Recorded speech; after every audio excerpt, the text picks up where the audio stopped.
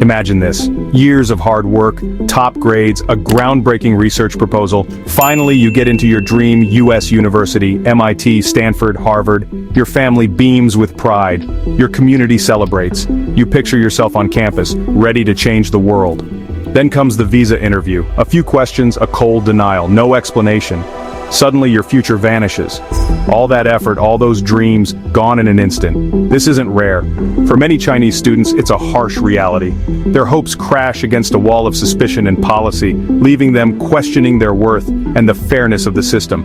Each denial isn't just a lost opportunity, it's a story of potential wasted, a bridge between cultures left unbuilt.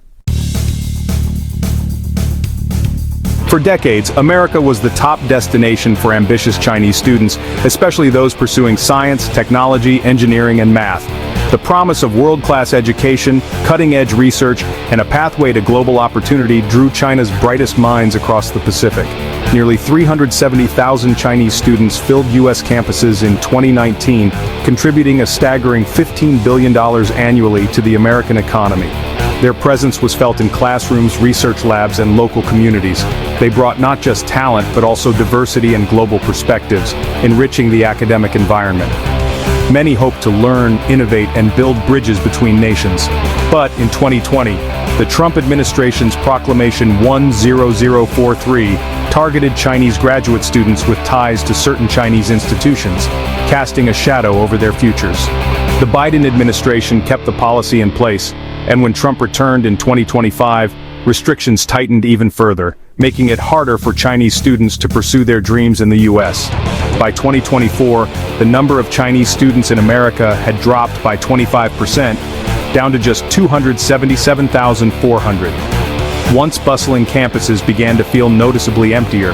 In June 2025, even harsher measures arrived: indefinite pauses on visa interviews, aggressive revocations, and explicit targeting of Chinese students. The uncertainty grew. Secretary of State Marco Rubio made it clear: Chinese students are now under a nationwide spotlight, their every move scrutinized and their futures in limbo. The golden ticket to an American education, once a symbol of hope and achievement, is fading fast for China's best and brightest. For many, the door to opportunity is closing, leaving dreams and futures hanging in the balance. How does this policy work? It's not about what you've done, but where you studied. Attend a Chinese university linked to the military, you're flagged automatically. Your field doesn't matter. Your intentions don't matter. The institution is a scarlet letter, and the lists are often secret. Students scramble to hide affiliations, fearing rejection for things beyond their control. The result? A chilling effect on academic exchange, replaced by anxiety and self-censorship. The new June 2025 rules double down, especially on STEM students from China and Hong Kong. The goal: stop intellectual property theft. The method: broad, blunt bans. Innocent students are caught in the crossfire, their futures decided by a label. These aren't just numbers, they're lives upended. Each statistic hides a personal story, a dream interrupted, and a future suddenly thrown into chaos. Wang, a robotics PhD hopeful, was accepted to Carnegie Mellon. Visa denied. He had spent years preparing, mastering his field, only to have his ambitions halted by a single decision. His research and career on hold. Depression followed. The sense of loss is overwhelming as months of hard work and anticipation dissolve into uncertainty. May, passionate about renewable energy, won a scholarship to UC Berkeley. Visa denied. She had hoped to contribute to a cleaner planet, but now her path is blocked. Her dreams for a greener future? Gone. The opportunity to learn, innovate, and make a difference? Snatched away in an instant. Jerry, accepted to Harvard, now faces indefinite limbo after the June 2025 crackdown. He waits, unsure if he'll ever set foot on campus. It's total discrimination, he says, considering Oxford instead. The sense of betrayal is deep, as he weighs leaving behind his American dream. Even students already in the U.S., like Stephen at the University of Oregon, now fear sudden deportation as universities warn of visa revocations. The fear is constant, and every email brings new anxiety. The emotional toll is immense: lost opportunities, wasted investments, and families sharing in the distress. Parents who sacrifice so much now watch their children's futures unravel. Students feel punished for their background, not their actions. They wonder if their identity alone is enough to close doors that should have been open. Their lives are left in agonizing uncertainty, waiting for a verdict that may never come. Every day is a test of patience and resilience. These stories reveal the true cost, not just financial loss, but shattered confidence and hope. The impact lingers, affecting their sense of belonging and self-worth. The system judges them by their passport, not their potential. Their talents and aspirations are overshadowed by politics and policy. For many, the American dream is now a closed door. What once seemed possible now feels impossibly out of reach, and the world is watching, as hope and opportunity slip away for a generation caught in the visa void.